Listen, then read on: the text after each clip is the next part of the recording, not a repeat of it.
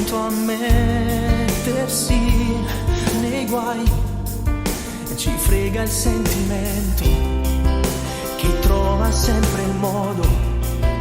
di complicare tutto e trascinarci dentro un'altra dimensione, un nuovo cambiamento, un altro grande amore, bugiardo ma profondo. Innamorarsi e poi nascondersi se parlano di noi,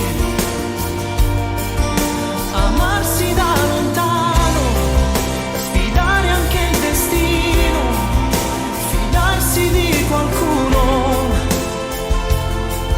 e far l'amore, innamorarsi e poi scoprire che non siamo solo noi, pronti a dimenticare e non aver paura di innamorarsi ancora